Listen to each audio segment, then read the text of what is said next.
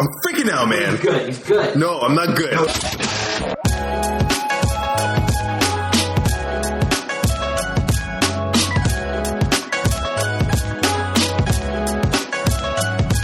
Hey, welcome to SoFly episode 6. It's July 11th. This is post Bass Opener tournament. We're back now here in the old studio, except we're all on Skype in Toronto, far away from the woods. But it was a good tournament. And each other's. Huh? Oh, and each other's. Sorry. Yeah, that's true. It was a good tournament. We're here now, back. But this episode is all about that tournament and our Bass Opener. But first, my name's Mitch. And, of course, we've got Gab here. Gab, how's it going? Hey, everyone. And we've got Yilma. Hey, everybody. So, let's just kick it off. What are you guys drinking? I got the Johnny Walker Reserva. Ooh, nice. I don't know why I pronounce it Reserva. Is it Reserva? Reserve. I think it's Reserve. It's not pretentious when I say it. Is that an A at the end or an E? I think it's I'm not answering that question live. Okay. What's the label? Like, which one is it? Isn't there only 3 types of Johnny Walker? Black, red, and blue? Yeah, well, I got like the gold Reserva. I don't know. Okay. It's nothing. Like, it was a gift. Gotcha. Yeah. So it's some kind of like limited blend. Yeah. It's blended. Yeah, a blend of So it's good. Gab, what are you drinking? I'm drinking a rest of the Cellar Jerry bottle that I have from this weekend wedding and getting drunk. Where'd you go this weekend? Oh, I went to Pembroke and Petawawa for a wedding, and we got a 40 of Cellar Jerry, so I'm having a little sip of that. Just on the run. Just a 40, because at work, when I saw you leaving work, you were carrying a bag full of alcohol. Okay. I had a 40. I had 2 bottles of wines. I had some Mickey as well. Yeah. A flask. I had a flask, and I had 1 beer. 1 beer. Yilma, you should have seen it. He was like sitting at his desk with a duffel bag and a grocery bag, like full of just booze. I was like, Jesus. Oh my God, Gab. Presumably, there's a bar at the wedding, but Yeah, he brought the bar home with him. Yeah, exactly. Yeah. So good. Was it a good wedding? Funny. Yep. We were already talking about it, but Yeah, it was very entertaining. Let's leave it at that in case they listen. yeah, right on. All right, I'm drinking Glenlivet. I like my Nice. Glenlivet. Oh, It's a good. classic. Yeah, I like it, man. It's Very good Scotch. It's a good Monday It's class- Scotch. It's classic like Mitch. Yeah, man. Fishing bamboo and drinking Glenlivet. On the That's rocks. funny. Of course. Yeah. One yeah. rock, one little cube. So we're back from the tournament. It was a good time. We spent two days ish there. You guys came down on the Friday. I left early, and I got there a bit earlier so I could get everything ready.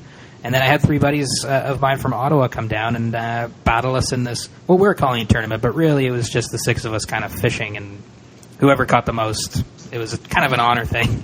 It was us. All there was versus to them. win was bragging rights. Yeah, exactly. I mean, it was fly fishing versus spin fishing, so bragging rights kind of means a lot in that sense, as a joke. But we got down there Friday, and we fished all day Saturday, and then took off Sunday. But it was Bass Opener in the GTA. It was already open there because this was Eastern Ontario, but it was just open the weekend before. So it was all intents and purposes, it was Bass Opener for us. How long is the difference between the openers? Like from Eastern Ontario to Southern Ontario? It's just a week. Oh, okay. Yeah, so it opened That's a up. good question. Yeah, so it's the 3rd Saturday. Usually I thought it was the 4th, but this year it was the 3rd Saturday in June in Eastern Ontario, Okay. right, in this district, and then in Toronto it was the last Saturday in June, so it was the 24th, and I think everywhere else in Southern Ontario. But it was good. We had great weather for it. We stocked up with a bunch of flies. We'll get into what we were using and all that stuff. But, getting to the cottage and kicking back was pretty nice, and really just kind of getting ready to be owned by the spin fishing guys, right? Mm-hmm. Which didn't happen. Well, it didn't happen, but I certainly thought I was expecting that we were going to lose pretty hard, because fishing on a big lake, they have a boat, 20 horsepower motor, 3 guys with spin fishing gear and Rapellas and spoons and on plastic baits and all that stuff. And, I feel they were a lot more equipped than we were in terms of boat, actually. Absolutely. They passed us pretty good. They did, but that's the thing. We had the advantage in that I know the lake. Because where we went to was my family cottage. And so I've been fishing that lake since I was a kid. It's kind of where I learned to fly fish, actually. And the cottage was built by Papa Dews. Beautiful cottage, by the way. Yeah, it was amazing. It's like a manor, like a mansion. It is a manor. Dewsy Manor. Yeah, it was. So I've been there forever. So like I know the lake well, and so we had that advantage. Even though they had the advantage of a boat and all the spin fishing gear, we had the advantage of knowing the lake, and we'll get to how that helped us later. But what were you guys thinking the night before the tournament? What were you thinking? You thought we were going to lose? You thought we were going to win? What was going on? You go first, Gab. I thought we were going to lose, and the only reason is because they were spin anglers. And when you think about bass fishing, you always think about like big crankbait or getting deep. I guess they couldn't use bait, so that helped us. But yeah, I didn't think that we were going to win. I had the other side of it. I kind of felt like we were going to win, and I think it's only because of having Mitch on our side. I think if locating the bass, I think if we were going to use anything, because you know how crazy they are as predators. I feel like as long as we know where they were, we were going to kill them. Okay. It was just a little hard though. We didn't have it too easy. Yeah, well, I think Mitch will get into why it wasn't that easy. Yeah. In a minute. Tell everyone, Mitch. All right, well, in the morning, Saturday, everyone had their alarm set to like 6 or 7 a.m. because we made it so that you could fish all day. We opened it right up so that there was no bite missed, just to make it nice and even, and if someone wants to fish, go for it. Luckily, no one got up at 6 to go fishing. We all I was awake. Everybody else was asleep. Yeah. I was. Yeah, Gab wakes up at 5 a.m., Mitch. Did you know that? Yeah, that's Gab's true. It's crazy. He's up at 5 a.m. I'm the real shit. He's up at 5 a.m. cooking dinner. Yeah. For the day, man. He's ready by the time we all roll out of bed. But my alarm went off, and I was like, nope, went back to sleep because I could hear nothing going on. So I was like, whatever. But we got out. We ended up going out on the John boat. So we've got a 12-foot 12-foot 5-horsepower John boat, just a steel John boat up there. And, I love that boat. It's amazing. It is an awesome boat, but three guys in there, 12 foot. It's not a big boat, and the capacity actually was like 355 pounds or something. So we were way over the capacity. I'm 200 pounds for myself, so we were definitely over. Yeah, and you could tell the boat was just barely above the water. It looked like a light raft. Yeah, it did. We were getting waved on a lake that has no wave. Yeah, so we went out. And we could see the guys on the one of the bays way far in the distance. And so we went kind of right up next to them because that was the spot. I thought at that time of day, we'll go try there. We'll just drift our flies around because casting in a 12-foot aluminum John boat with 3 guys fly fishing is like impossible to do when you've got someone in the middle and on either side. This doesn't make sense. So we tried drifting. Yeah, that didn't work. How did that go? Didn't go very well, eh? Nope. I mean, right off the bat, we were like... Well, this isn't going to work. Yeah, that's okay. I'm going to cast, and nobody is. Exactly. So, like, our only option was basically just let our flies drift. Yeah, and I'm caught in the middle. Yeah. So why do I get the middle? Why did I get the middle? Is it because I can't cast? Because we're inclusive. It's a good question. I don't know. It was just kind of luck of the draw, I guess. Yeah. Because I'm the camera operator. I got to be in the front. So I can film you guys. And I was driving the boat. And Mitch drive the boat. Yeah. So your only spot, Yelma, is the middle. Hey, because you're the model. Yeah, I'm the model. We're going to talk about this after our podcast. Yeah, Yelma's the model for sure. Best dressed fisherman out there. Oh, God. Yeah, it's looking good, buddy. But our fishing situation wasn't looking so good. So basically, like, we're on the lake and we're realizing we're not going to be able to fish this way all day. Like, we're not going to catch anything, and this is what we do. So we had a trick up our sleeve. We jetted away from there, and we actually recorded a bit of podcast up at the lake with the 3 guys, Drew, Dave, and Mike.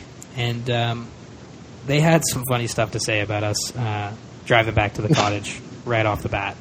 And so here's a clip from that. When we came back and saw that your car was gone, we assumed you guys all grabbed your waders and just like hopped in by the bridge or something. That was what we figured you did, yeah. You know what? Might have been a better idea. I thought for sure that was we were 100%. We took boats. I convinced myself when I was out there. I was like, you know what? Mitch definitely had a plan going into this. What he was going to do is he was going to follow us out there. He was going to show that they were actually fishing on the lake, and then say, "Screw this! Go back to the cottage." Jump in the car and go to the bridge that we passed. Get the waders going and fish down by the river. Just and I thought for sure you guys were slaying. You know me so well, man. We're so screwed right now. In fact, that was exactly part of my plan. Deception followed by It really was basically cheating. That's the best part. Yeah, it was. So basically, they thought we were just cheating, and we were just going to dip, right? And that's basically what we did. Yeah, we completely ditched. We went back to the cottage. Because we went fishing into a ditch, basically. Yeah. We were very determined to win this thing, I can tell you that. Yeah, we went back to the cottage and we just went, let's just hit up this local pond that I know, because there's no way we're not going to catch fish here. It was like a 30-degree weather day. It was sunny. We were on an even playing field with them from that front, but 100% we were going to catch fish. I knew it. It's just a matter of like, how are we going to fish there? What can we use? And so we had a canoe and we had a float tube. And so we threw you had a rental car that you wanted to throw the canoe on top of. And so we fiddled with the racks for a bit. Right. That was a beautiful rental car, actually. I know. Yeah, he was like, it was nice to ride in that. What was it again? It was an Audi Q5, the SUV, the middle size. So they have a smaller one. I have a Q3 and a Q5, and the Q7. I got the Q5. It was a smooth ride. Yeah, it was really very smooth. I don't know why we thought to put the canoe on top of that. Yeah, because I didn't know how far this lake was, and I feel cool in my new SUV, so I'm like, okay, well let's try this out. Let's put the canoe on top of this, beautiful vehicle, and let's go. Let's just do the damn thing. But let's look good. Mitch is like, F this. Can I swear on this thing? Yeah, fuck this. And then he puts it up on his Civic with towels and rubber elastic bands, and we're off. Oh, man. It was so good. It looked so... That was pretty shit. We couldn't open the door anymore because it went through the window. I'm climbing in the windows. So yeah, and it's like 5-6 feet of just stuff on top of my car. It was like the Goofy movie. Yeah, it's great. That's what it looked like. But we got it on there. We got it strapped down. We drove really slow. Pond wasn't far from where we were at, so we just we went over. We launched, and launching was pretty fun. We don't do a lot of lake fishing. We haven't really talked. It was fun for me. It was fun but right off the bat, it was kind of rough for all of us. And I'll say, we haven't really talked a lot about lake fishing on the show, but so we're because we don't really do it, right? No, we're always on the rivers, right, or the creeks. So we haven't really talked about the hassle that can come with fishing in a pond, or actually getting in the water and trying to go out. And this pond, if we can explain, man, it's just it's basically a trickle of a stream under this bridge that goes into the lake, and then all around it is just weeds and reeds and all kinds of plant matter and all kinds of stuff. And then basically the bottom doesn't exist because it's just 2 feet of silt. So as soon as you there's no access to it as well. No, there's no access. No. Let's just say I showed my city legs that day. Yeah. That was beautiful. Yil was bringing the canoe down right off the bat, and Gab's carrying the other end through a bunch of just weeds and who the hell knows what. And he gets in the water with hot pants on, and I yell leeches. I have the best bathing suits on the hot pants. And I yell leeches, and he shits himself and almost falls into the lake. And I was like, well, I didn't mean there's leeches. I just mean they're probably... And I'm in the water in a float tube with waders on, sweating crazy because it's 40 degrees, and I'm wearing, full-on, layers, waders. I'm in a tube in this lake. It smells so bad. Yeah, that's the thing. We never asked about how you were doing. You were smiling the whole time, but, you probably were sweating like crazy. Man, I was... Oh, yeah, you're I was so hot. I was done. in your waders, Oh my god! and like the flies, the deer flies. It wasn't. They were eating us alive. The deer flies were so bad. Like, oh. But yeah, I don't know. It was right off the bat, hot, lots of mud, lots of silt, big deer flies. But we got onto the lake, and then we hit up some shorelines. And I don't know how to start with you guys, because like we weren't really together the whole time right at the beginning. So how did it begin for you guys? No, well, yeah, it was just Gab and I. So once we got the canoe, once I stopped freaking out about the leeches, and I realized that I had to stop swatting the deer flies, or else they'll continue to bother me. And my prima donna attitude was gone. Gab and I were, in the middle of the lake with the canoe. So Gab took one end, I took the other end. And what was it, like 5 minutes in? It was like a 16-inch largemouth. It was incredible. Yeah, it was good. When we have pictures, we're going to show pictures. A nice top water catch, large amount. What'd you catch it on, Gab? A popper. I think it's called the parrot popper because of all the colors on it. It's kind of like the yellow, green, red, deer hair popper. Nice. Yeah, that's right. I basically fished with it almost the entire day. I didn't remove it. There you go.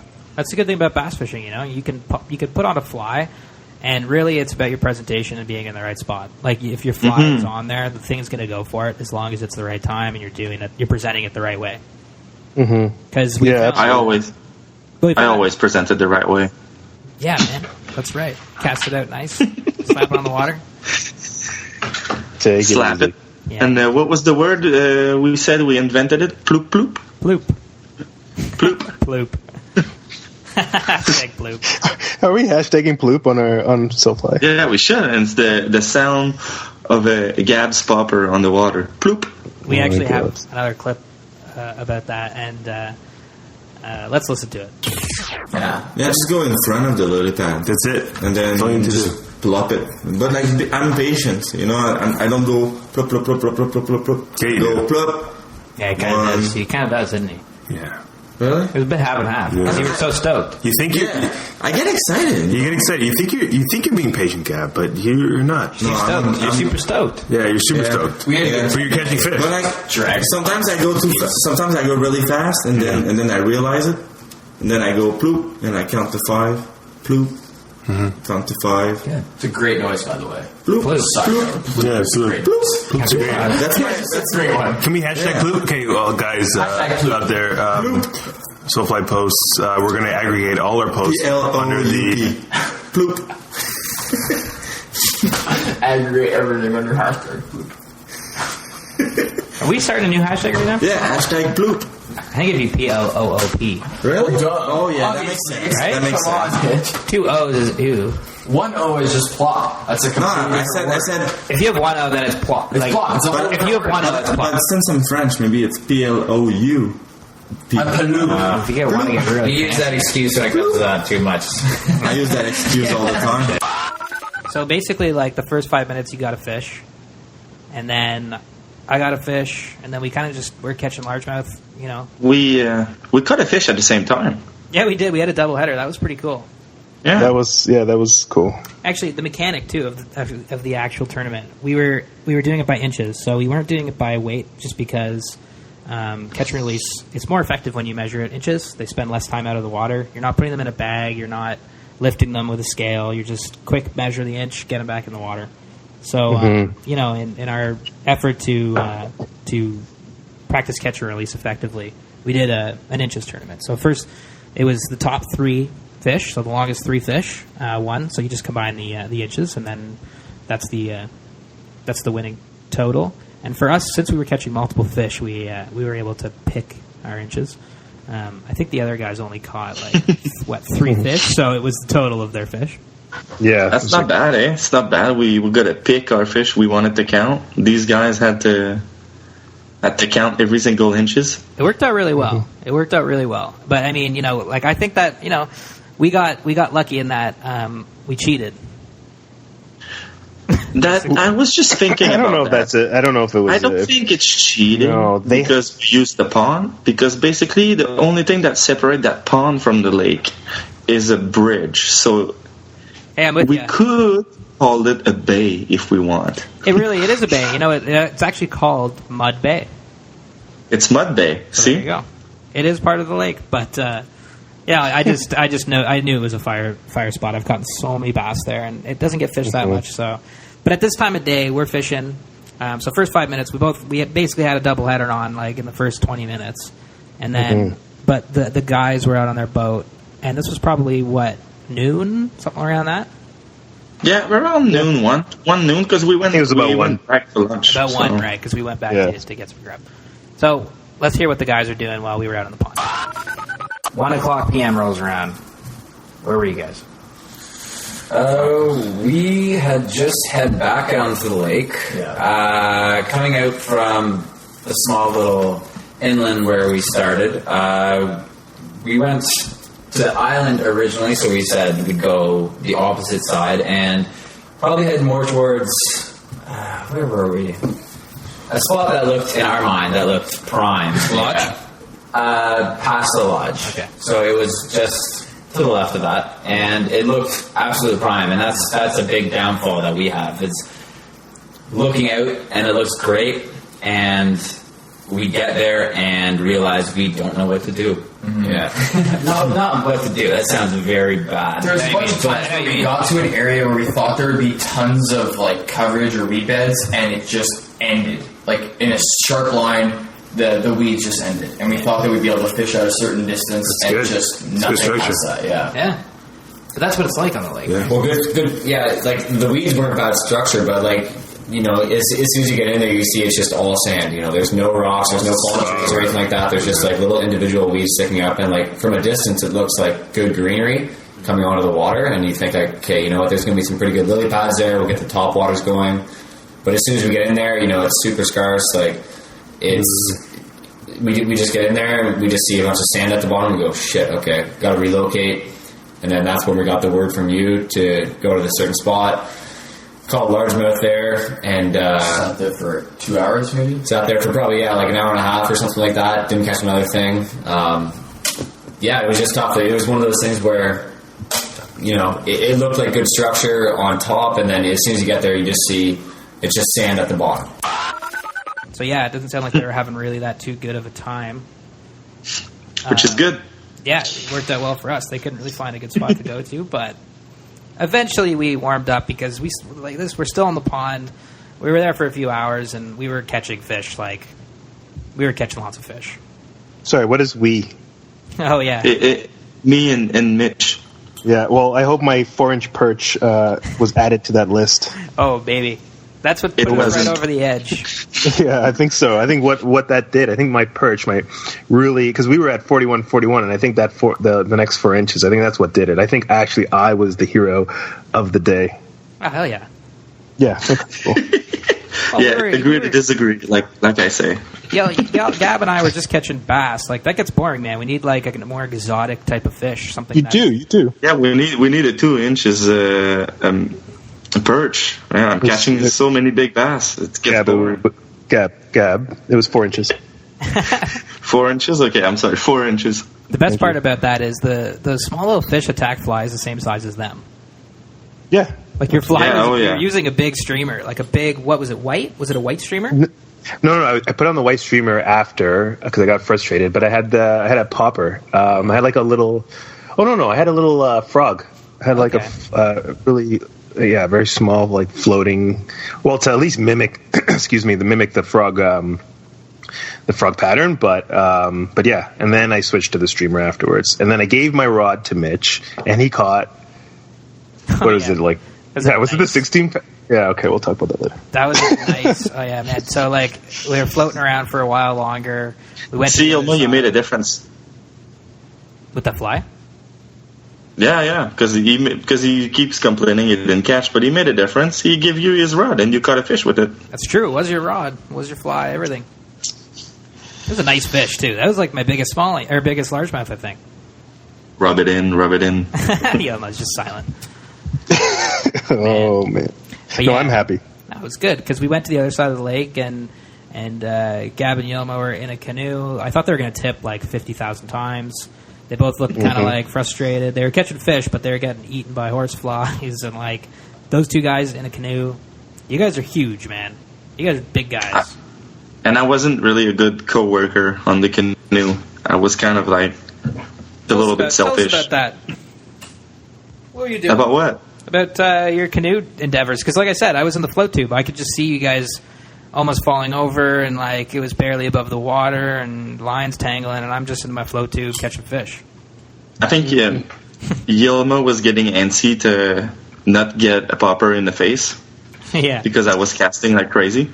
Yeah, I think you're right. But every time he would cast, I would get his popper on my hat or very close to my ears. That happened once, Cab. That happened once, man. Right on. And that was probably the only time I was allowed to fish because I was steering the whole time. Yeah, but you're such a good canoeer, though. I am actually. And you a good canoeer. To all the listeners out there, I am fantastic on the canoe. Yeah, it's true. Didn't you take classes and stuff? I did. I'm pretty sure you're registered. I'm a terrible canoeer. You're a registered canoe teacher, aren't you? No, I'm not. You built your own. Oh, I thought you were. You were. Oh yeah, no. Oh, yes. No, a regatta. I'm a regatta instructor. Hey, there you go. Yeah. Yeah, you were. See. No, man, it was quite interesting to see them going at it. But I took Yilma's rod at one point because I was like, oh, I don't know, let me just try casting this thing. And he had that fly on, and I tossed it out into a lily pad, little patch there, and I got a massive largemouth. Yep. It was pretty good. It was 16 inches, 18 inches. Yeah, probably like 16, but it was a nice heavy fish. So heavy, man. It was gorgeous. Yeah, it was a nice fish. Gab, did you take pictures of that? I took pictures of one of them, but not all of it. Okay. Because on the canoe, it was hard to reach. And I didn't bring the good camera because of just what Mitch was saying. We looked like we were going to go over many times. So I think that was a good call to not bring the camera gear with me. Oh my God. Hey, man, what an experience, man. I mean, Mitch, like, that pond, like I've never done anything like that with the canoe and with the fly rod, and it's just so beautiful. It was just a great day. It was a lot of fun. But I think it was around that time we decided, hey, let's go back to the cottage. We've caught a bunch of fish. I texted the guys, and I gave them a spot to check out, and let's hear what happened when they went to that spot. When you gave us that tip about the White Lodge, we headed there right away, and we sat there for a bit. He caught his largemouth there, like on the first or second cast. And we sat there for 40 minutes and didn't catch anything. I gotta say, you're probably a bit worried when I give you a tip where to fish. Yeah. Halfway through our tournament. Yeah, exactly. Well, that's what I was thinking, because like he wouldn't give it to us unless he's winning really bad. It's kind of worrisome. As soon as I came back and I saw that your car was gone, I was like, I know where they are. They're definitely at the bridge. They got their waders on. And they're slaying the pass right now. Drew called their spots right away. He's like, that's what they're doing. I texted you, and like 4 hours later, like, yep, that's where we are. Nothing worse than just having those one-word responses. Yeah, because we don't know what's going on. So wait, what do you mean? Like the texts? Well, yeah, because like we were asking Mike, like you're how many fish is it Oh, so they asked Mike. Mike texted me because Mike was texting me. I was on my float tube. Yeah. So what were you saying? Oh, I said, like, how are you guys doing? And your response was just good. Like, no numbers, no estimate of how you're doing. Just we're doing good. I'm like, you guys. And I'm like, well, we're good. You see texting from a float tube. Yeah. He's literally sitting on his float tube texting. Oh, yeah, we're doing fine. And then we get into this weird drama of, like, who wants to admit who's done what first. So it's like, well, we caught one. It was a couple of inches, What did you get? And you're just trying to figure out who caught what to try and give out information. Neither of us would do anything. No. So, but eventually we left the islands. We started floating around the bays a little bit, but like the drop-offs are just so intense and they're so quick that there's no structure. And like there are quite a bit of like falling down trees and stuff like that. So you have that structure, but we had to hit the shade too because it was just way too hot. It was way too hot. Yeah, just nothing was biting. So as soon as we hit that shade, we did all right. But the lilies were good. See, we couldn't find any lilies. Even at 3 o'clock, they were good. That bay where the bridge is. All top water. Yeah, there was some, but it was so weedy that it was hard for us to kind of get into there without that. Like, we had the oars out. We had turned the trolling motor off and pulled it up and everything. We're just trying to wore our way through it. It was just too thick. Okay. Yeah. So yeah, they actually got into a couple fish. I thought, well, it was the one fish, But they knew. Yeah, They knew we were doing well. exactly. So we headed back to the cottage because it was like, oh, whatever. We've caught a bunch of fish. Now we're just kind of hot and getting eaten by bugs, and it's like enough kind of thing. Yeah.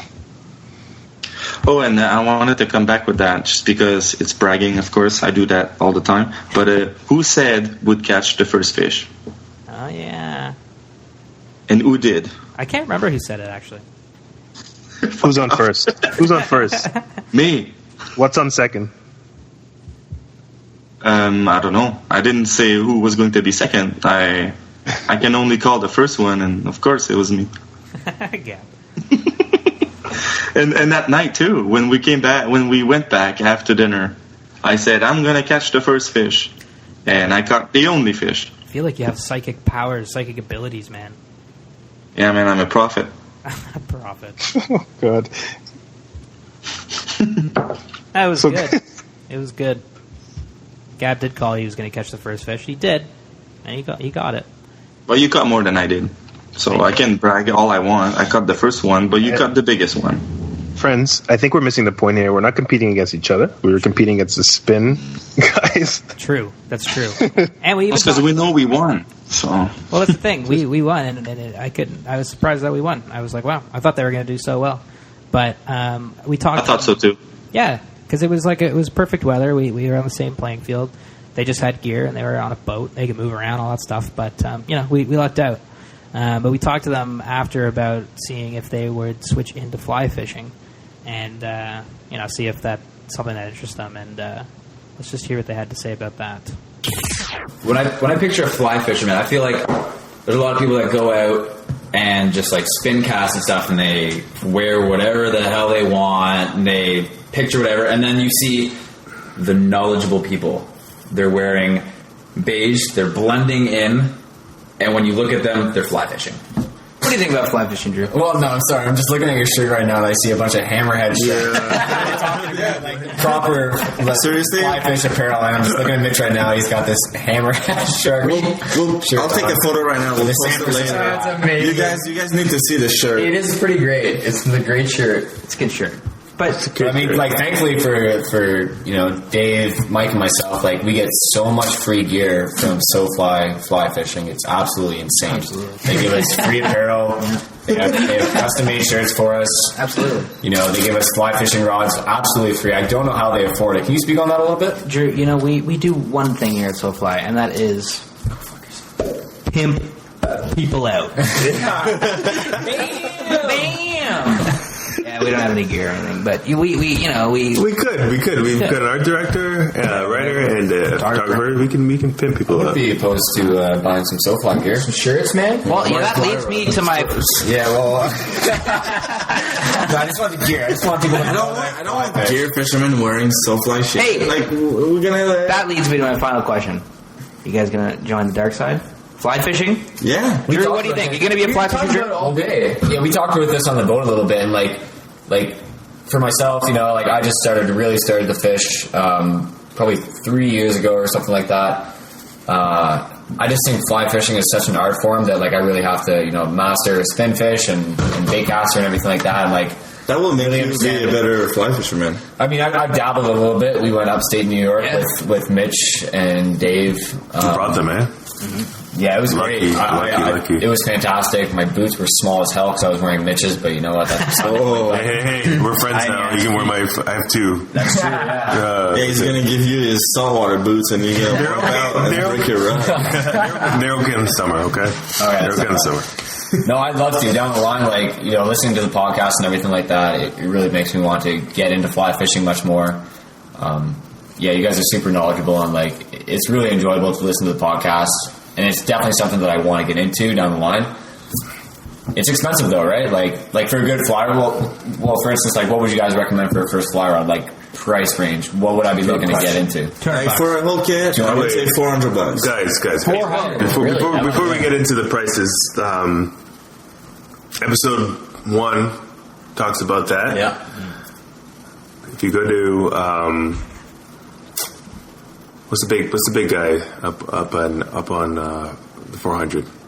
Bass Pro? Bass Pro. So if you go to Bass Pro and you get a White River, you can get a White River for about $200 and you get the whole tackle. Yeah, Really? line. Yeah, you get line, leader. backing. They're amazing. You get into fly fishing, you can spend $200, get a White River outfit. It's great. Yeah. Dude, yeah, it was Niagara, man. Outlet mall. So everything's dirt cheap. So I could have got it so cheap, and I pussied out. You take that, Pussied you out. sell it on And for eBay, you make all the money. beginners out there, Rapala, I mean, if you go to LeBaron, there's 2 LeBaron locations in the vicinity of the, close to GTA. One There's one, there, yeah, exactly. There's one in Markham, Ottawa. right? Ottawa, Markham. Montreal. They're all over Eastern Canada, I think. They're pretty great. Yep, French. and Dundas and Dixie, so it's Mississauga. And you get waders there for about $100, Rapala waders. And Rapala, they're, I guess, I'm speaking out of turn here, but they're not known to be the guys, the quality. They're good. They're great. But they're incredible. I have these waders. 3 years I've had these waders. Well, 2 years I've had these waders, and they're incredible. So you can, beginners, Rapala waders, LeBaron has them, Sail has them. Yeah, you want to get into fly fishing, you need a pair of waders, and you need a fly rod. If that's what you want to do. But you can fish fly rod from a boat. So you just get a fly rod. Just pay, man. From a boat? Yeah. Okay, so what I was going to say is, probably one of the bigger reasons why I haven't gone into fly fishing is because I have a boat. That's the biggest issue, right? Like, I do have a pair of waders and stuff like that. Like, before I got the boat, I had waders, and, it was... like, I fly fished a little bit with you before. Uh-huh. But, I mean, since I have the boat, I have a lot more accessibility to, exploring a little bit, I guess, for the most part. But if I didn't have the boat, I would definitely be into fly fishing, I think. Let me say right now that... Do you want to say something, Yelma? Yeah, I do. You say. Break it down for me, baby. I'll break it down because you know what? I find that sort of not weird, but I find that the boat gives you the advantage, man. Oh, for sure. Yeah. I feel like it would be more. I feel like if I had the privilege to have a boat, I'd be actually quicker to get into fly fishing than I was. I've been fishing since I was 6, and if I had a boat, I think I would fly fish a little bit more. I think the boat is actually a great asset to fly fishers. Especially still water. I really do. Really, yeah? Yeah, absolutely. And that's just me, but I mean...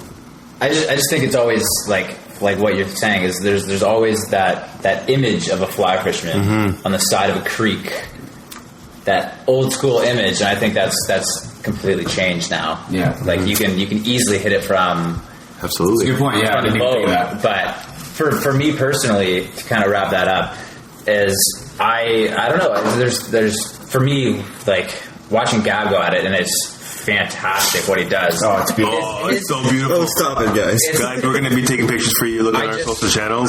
I sit there and I can't even keep a conversation. I'm just watching him cast back and forth. Yeah. But there's a lot that goes into it, and there's a lot of research that needs to go into it, because if I'm going to do it, I'm going to do it right.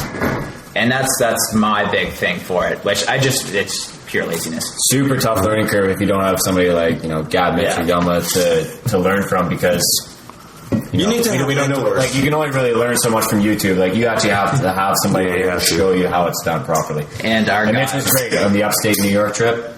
Fantastic. What do you think of the boat, Mitch? You think? Yeah. Do you agree with me? Yeah, totally. Yeah, Especially- totally. I totally agree with the boat, and there's some place like if I had a boat, I would have caught so much more fish. When I lived in Ottawa, and I was crossing on the bridge, the last bridge. I don't know what's the name of it. Last bridge over what? No, the last bridge on south, like going south. Jacques Cartier? Yeah, I think that's the bridge. Yeah, the Jacques Cartier bridge. And I would see the weed pads, and I would see these carp like heads down feeding. But if you don't have a boat, there's no way you would have went to them. And then I was spotting them from the bridge, and I was like, "Damn! I wish I had a boat." Yeah. And I'd be casting like a fly right in front of their nose. So a boat is amazing. Accessibility. Like, for me, I didn't grow up with a boat. I grew up on a river, which is like a whitewater river, really fast. But even then, like having a drift boat, like you see out west, or you see on the Grand, I would have been fucking sick. A matter of 10 feet actually makes a massive difference. Yeah, right? definitely. Especially on a fly rod. Like, like that extra 5 or 10 feet that you could get with the boat is There you incredible. go. Yeah, I know. I mean, no. There's no limitations to fly fishing. It's just And try to fly fish still water with no boat. Yeah. I mean, what do? You fish beaches? Like, you can't. You have to have waders. You're right, and it's the only way. I think that what we've really taken away from this is you guys are all going to get into fly fishing. Absolutely. You know what? I think out of all the people here, I mean, Drew, we got Dave, Mike, and I think Drew's gonna be the first. I think so too, because he's bait casting right He's now. bait casting right now. So But I don't know though, because Dave was on Tiddler in the fly. I'm gonna prove I believe in Dave. no, I believe in Dave. All right, you know what? Dave, what was it? I'll put $10 on Dave. He's What was gonna the be Dave? first What You one. guys right now. That'd be Don't Drew. bet on me. Too fucking poor. Don't bet on me to buy anything. I got $100 bucks. Bet on me not to get anything. I got $100 bucks on Drew. Yeah. Dave, what were you gonna say? I cut you off. What were you gonna say? Something about fly fishing. Oh, it fascinates me, the fact that you guys can tailor exactly what you're doing. You can change the colors, you can change the weights. Well, when it comes to spin casting, it's a lot of already predetermined artificial. Well, you guys can change it by the milligram and awesome you say that. nail specific spots, and that's amazing. It's cool you say that because that's more of a technical aspect of it. It's You do it because it's more challenging. Yeah. But to say that you have more options in order to fish a certain way based on conditions. You know what? I'm looking to go out west in the next couple of years, hopefully, and I will definitely buy a fly rod. If you go out west, you have to, man. The Rockies, It's crazy out there. you have to have a fly rod. 100% I'll be buying a fly rod in the next couple of years if I go out west for sure. Hopefully within the next year or so, definitely a fly rod. Yeah, I don't know. I feel like they might get into the dark side. I don't think Mike will, but the other two might. Drew said he wants to go out west, so that's a great place to fly fish. Definitely, and I think these places are a good place to start as well. Like starting on Small Mountain, and they're all from the Ottawa region. I think starting fly fishing on the Ottawa River would be a good plus. I would love to have a river like the Ottawa here. Yeah, it is a great river to fish, especially for bass on the fly. Great way to get into the sport is bass. Big trophy fish in there. Oh, yeah, man. You know, it's funny, actually. When you guys went back to Toronto, I had that week off, so I went to Steph's cottage and fished that lake for like 10 minutes. So I just went out on a kayak and kind of just tossed my fly in. And it's a lake in Quebec that's just like pristine, like just completely cold water, like absolutely amazing lake. If you're new to fly fishing, like, man, this lake would be such a good way to start. But basically, I caught the biggest smallmouth I've ever caught. It was like 4.5 pounds. It was beautiful. That was beautiful. Yeah, it was huge. Beautiful. It was massive Yeah. fish. I'm sad it It wasn't looks there. It looks like a football. Man, it was Yeah, so pretty long. much. Like it was so much longer than it looks. Like it was big fish, and I could see it. That was the coolest thing. It was like 10, 15 feet down. Like it was deep, Oh, man. but it's like such clear, clean water that I basically all I did was I tied on a I think it was the fly. Yeah, it was the fly that I was using at the cottage, which was just like a muddler minnow, but with a long black rabbit leech tail and some red sparkle on it, and a cone head. And I dropped that down, and I just watched him, and I would just twitch the fly when he was close, and he would look at it, he wanted to take it, and then I would just twitch it a bit more and pretend it was leaving, and then eventually he just kind of swallowed it up, didn't even try, and then I fought him, and he was a big fish. Released him, all man. good, barbless hooks, everything. But he We'll was we'll show people that photo yeah, I got that a Steph took. Yeah, there was some. It was a nice fish, so I'll have to post that too. That was after this tournament, but it was my little caveat to my bass opener in Quebec. That was So a good one. next year we're going up there, eh, Mitch? Oh yeah, man! Like it's such a good lake to fish. So Steph, Yeah. I met Steph. She's great. She'll invite us. Oh, hell yeah! She'll be happy too. And she'll come fishing and probably beat us all because one time I fished with her, she got like a 24-inch walleye on the lake that we did the bass opener at there in Eastern Ontario, and I couldn't. I was trying to catch walleye like that for like 12 years. Couldn't catch one. that's classic. I know. Like Yeah, you it is invite classic. your girlfriend, which never fish, Yeah. and then you're trying to teach her how to fish, and then she's catching all of them. Oh man, it was. And she doesn't listen to anything you say, but she just catched all of them. It's classic. Oh man, it was the most beautiful walleye I've ever seen in my life. It was completely clean. Like it was just like a perfect fish. I was like, oh my god. I'm trying Did you for eat like it? a decade. No, put it back, of course, because help the populations. Total catch. We're like that at SoFly. I definitely don't keep anything. I mean, it just helped the population, especially in that lake because the walleye had been declining, I think, for a bit, but they seem to have made a comeback. I think it's because there's sucker were introduced into the lake. I think I don't know when, but It eat the eggs. I feel like they might, like the walleye might benefit from having those fish in there because they just, I don't know. I noticed like when I was maybe 10 years ago, I first saw suckers in the lake. Well, it's not sucker. Well, it is a sucker, but it's like a red horse. And then, Oh yeah, but they're native from here. Yeah. The red horse. Yeah. So it's not like a carp or. No, they're in a lot of the lakes up there, right? In the rivers, just like river chub or anything like that. But as soon as I started seeing them, a couple of years later, the walleye were back, and we were catching these really nice walleyes. So I was like, oh, there you go. But so I think maybe people are catching more or practicing more catch and release. That'd be great. But yeah. But at the same time, they pay for their license, so you can't complain if they want to keep a fish No, it's fine. or the amount. But You have to be, I don't know. It's just like, there's guys that'll fish lakes like that, and they'll keep every fish they catch. You know, I mean, within their rights with their license, but it's like, if you're bringing in a 20-inch, 18-inch walleye, maybe 2-3 a night for like a decade, there's no way. If you have like... I thought for walleye, though, there's like a limit that if it's bigger than a certain amount, you have to release them. Yeah, because they're breeders, right? Yeah, there's size limits and all that stuff and number you can catch. But the thing is, like, I wonder if anybody knows the answer to this, email us at the SoFly Crew, thesoflycrew@gmail.com. I'm curious if there is limitations to how many fish you can keep based on the lake, because this lake we saw that night, on the Saturday night, which was the 25th of June, right? We were fishing. Correct. We went out on the boat, and there was around the island. It was dusk, that kind of prime time for top water. It was busy, right? So busy. There was like a dozen boats all just strolling this island. Like we were just one of them. It was crazy. Yeah, nobody was catching anything though. Well, of course not. That's the thing. It seems so overfished. So I wonder if there is a limit to the amount of fish you could keep based on just the fishery. I don't think there is, because how would they ever regulate that? Yeah, I don't think there is, unless it's a ZEC, which is like but I don't think we have that in Ontario.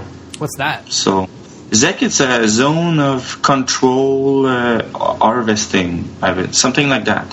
Okay. It's a place in Quebec that you pay to go, and only a certain amount of people are allowed to go that day. See, that kind of makes sense, right? So, like, there's the ZEC Baptiste Canelson, which is about 2 hours, an hour and a half away from where I grew up. My dad and I would go, and it's a place that has an agglomeration of lakes. Some of the lakes were spin and fly, and some other lakes were fly only. And then you would see maybe one or two other person on that lake, but that's it. Because you pay your entry, and then it closes after. Like, okay, there's 3 people on that lake, nobody else going. Yeah, it kind of makes sense. sense. It's great. That's interesting. That's interesting. And you can keep the limit. It was, I think it was 8 fish per person. Yeah. But still, you're not fighting against like 20 people on that little lake, you know? Yeah, no, absolutely. Yeah. Well, I mean, that's the thing. Like, it is an overfished lake. So even if people are allowed to keep X number of fish anytime they fish, that's cool and all, but, you know, you times that by 40 people fishing every weekend, it's like, obviously there's going to be a decline, right? You can't keep everything you catch. Of course. But anyways, in terms of the bass are doing well in that lake. It's too bad we didn't fish the lake more. If we all had our own boat, it would have been completely, insanely amazing, because we could have just fished smallmouth. But... Yeah? No, go ahead. But the pond is cool. Like, we had a good time at the pond, despite tough conditions to fish. Hot as hell, lots of bugs, smelly, and Yeoman Gab killed himself. And, yeah. Other than that, it was a good fish. All largemouth, good fish. You should ask Papa Deuce to get a 20-foot John boat. Oh man, those are sweet, eh? Like, they actually, have you seen those? Oh yeah, I've never really been in one, but I've seen them. Like, they're just really long and flat. It's like an Amazon river boat or something. Yeah. And then you have like the motor with like a longer stick, so you can stand on it. Yeah. That's so cool. Imagine this around the island in Toronto. That'd be awesome. Yeah, amazing. Yeah, I'll make you a SoFly decal. We'll put it right on the side of it. Ooh, Have you yeah, named your man. boat, Mitch? Have you named your boat? No, I don't think so. It's got to be a woman. It's got to be a woman's name. My dad. Why? This is the 21st. This is 2016. Yeah, it's Doesn't need to be a 2016, woman's yeah. name. But boats is feminine, right? Like all the boats ever. Yeah, no, we totally understand that. Am I cars wrong? and yeah, we totally Yes. understand that. We could, we usually name our boats or cars with a name. But yeah, we could name. We'll name it like Jamie. yeah, Jamie. Really? It's guys and girls are like Tony, The Yeah. Flying Frenchman. Frankie. For my honor. Flying Frenchman. In honor of Gab, great anglers of the 2060 century. My other boat's got a name on it. It's called, that one's not working. It's pretty old. It's called the Raj Pad because some guy named Raj owned it before us. I like that name. Right? See, that's Raj Pad. creative. Yeah. So good, man. I love it. So, what do you guys think, though, overall, in terms of the tournament? Did you have fun? Oh yeah, definitely. What would you do Anytime away from the city. What would you do different?